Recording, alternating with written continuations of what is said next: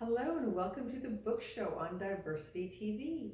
I'm Ava Culleby, a writer of fiction and nonfiction and poetry. My Facebook and website are Ava Culleby Books. And today I'm going to talk about two books about women encouraging other women to achieve their full potential. It is all about the positivity today. So I'm talking about Lean In by Sheryl Sandberg and Dear Ijeawelle, or A Feminist Manifesto by Chimamanda Ngozi Adichie. I have long said that the real reason women don't have equal status in the world isn't because of men, it's because of women cutting other women down, giving into gossip and all this kind of backbiting that is completely negative. These two professionals do a fantastic job of doing the exact opposite, of being positive and encouraging other women, supporting other women, and without being hateful of men. Another main reason that women don't have equal status is because of them selling themselves short and not believing in themselves and not speaking up for themselves. Ms. Sandberg talks about how women need to lean into their industry, lean into the discussions happening in the world, and voice concerns about more traditionally female matters, such as issues related to working while pregnant. The first thing she talks about in her introduction in the book is how she suffered in her first trimester of her pregnancy while working for Google because they had no designated maternity parking. And her bosses had not meant to be non-inclusive, they just really hadn't thought of it. And until she was pregnant, she says, neither had she. As soon as she brought it up to her bosses, they agreed to it, to have maternity parking for those pregnant employees. And afterwards, she wondered how many pregnant employees had suffered through long walks across this parking lot into the building while extremely pregnant, and hadn't felt that they could say anything. She points out that by having a woman in a high position in this company, it helped all the other women with this issue. And she assumes that other female employees in lower roles in the company hadn't felt confident bringing it up, didn't think that they could bring it up, so didn't voice their concern. But by having a more senior female employee in the company, they were able to have this brought in. So promoting other women to higher positions that helps all the other women from the top down. She makes a great point. Women in high positions helps everyone, and that means we need to get away from the gossip, the drama, the cutting other women down. We need to promote each other and be encouraging each other, not stabbing each other in the back. She proves that by pursuing her career and her passion as well, she was able to really become herself. And it was only then that she met the right man, because she mentions her first marriage. It was rushed, it felt like an obligation, and it was a failure in the end. And she felt like a failure when it didn't work out because of this preoccupation with telling females, you must be married and you must have children, or you basically have no value in and of yourself. And only by putting all that family-making stuff on hold and just developing herself in her own right and the path she wanted to pursue in her career did she really become herself and have that confidence, and then meet the right man and have the personal life that she wanted to as well. Pursuing her career made it so she could achieve her full potential in the career and the personal life, and as a wife and as a mother. And she went on to become a mentor to other women and really encourage other women, younger women, to believe in themselves. She tries to tell females to pursue your own path to achieve your full potential, both personally and professionally, and to do so without guilt and shame that society tries to put on women for occasionally actually making ourselves and what we want a priority.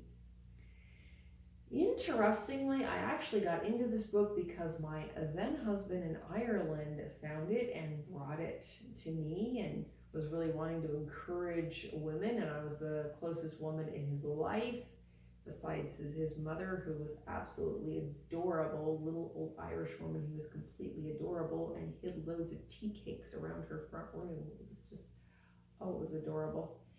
Anyway, no woman showed me this book. No woman told me about this book. It was coming from a man. Not the first time in my life I have had a man I know come home with a book that they really wanted to help encourage me towards my success with.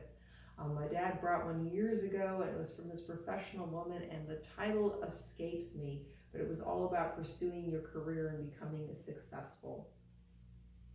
So it is a good book for encouraging yourself and others to achieve their full potential and get away from all the negativity and go towards this positivity of helping each other out.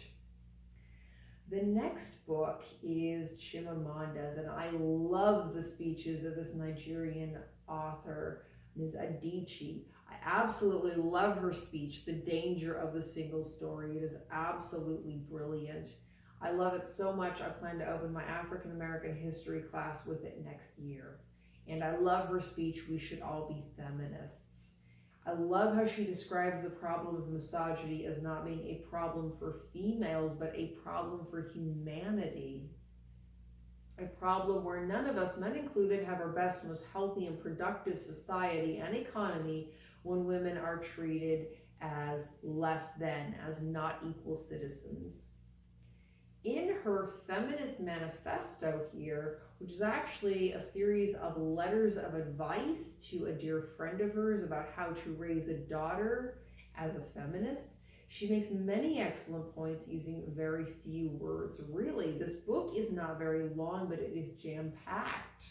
Amongst the many salient points she makes to prove that a lot of work still needs to be done around the world to get society to the point where women are fully acknowledged as people and not property, she points out that around the world, 4.4 million women and girls are trapped in the sex trade or the rape slave trade, modern slavery.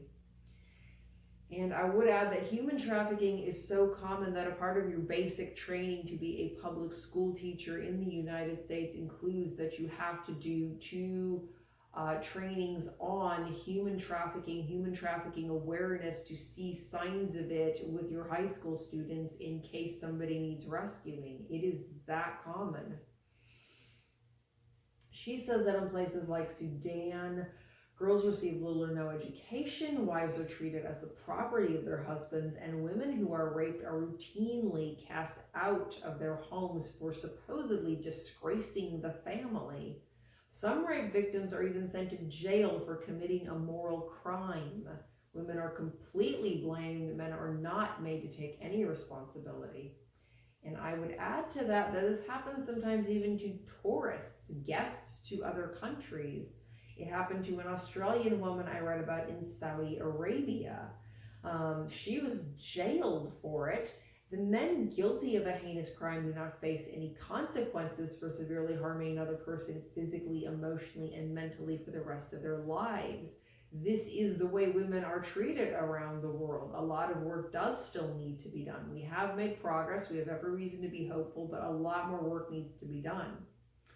She says that women in much of the developed world are standing on the shoulders of the women that came before us and fought for basic human rights, which we now take for granted. But that must continue this work for our human rights, believe in ourselves, and help other women and girls, even mentor them. That is the way to equality, and I wholeheartedly agree with her in everything she's saying here. In a very short book, she describes very well, through a kind of friendly and accessible storytelling way of writing, how to raise the next generation of females to believe they are worth being treated as full human beings and not subhuman lesser life forms, as women have been treated around the world for centuries. And there are some people in developed nations that want to turn things back to that, and we must continue to push against that and not allow that. She does all of this without promoting any message of man-hating. It is, as with all of Ms. Adichie's works, a brilliant, accessible, conversational journey through stories which house important moral messages. Her work is always brilliant, well-researched and thought out, yet is always presented in such a way that you almost feel like you are sitting down with her in your back garden on a summer's day and you're just having a conversation over a cup of tea. This is a great book for women, for men, and especially for anyone with a girl in their life that they want to help raise, whether they're mother, father, aunt, uncle, a school teacher. When she lists some ground rules, her first rule for females is, I matter equally. Not if only or as long as, but I matter equally. Full stop. But as always, she is far too intelligent to speak cliches. Her second rule is, can you reverse X and get the same results? For example, many people believe that a woman's feminist response to a husband's infidelity should be to leave. But I think staying can also be a feminist choice depending on the context. If your husband sleeps with another woman and you forgive him, would the same be true if you slept with another man? If the answer is yes, then choosing to forgive him can be a feminist choice because it is not shaped by gender inequality.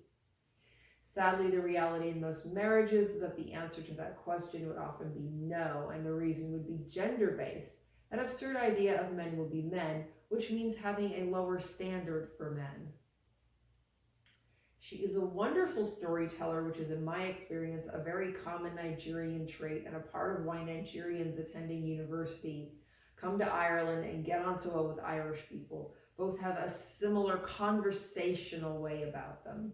The Irish do not do well with people that are tight-lipped and come off as standoffish, but storytellers are kin for my people. When I lived, worked, and went to college in Ireland, one of my ancestral homes, I met several Nigerians. One of my group projects in my MBA course was with 2 Nigerians, and they were quite good at what they were doing. Nigerians are good company, and they're very good storytellers, and Ms. Adichie is at the top of that game. Both of these books are another step towards all people having the opportunity to achieve their full potential without the evil, ugly head of prejudice limiting that human potential, and without women cutting other women down, both them encouraging women and girls everywhere. It is realistic, but is positive, and it is hopeful. So those are my recommendations for you today. Thank you for watching the book show on Diversity TV. We will see you next time. In the meanwhile, I hope you find what you're looking for.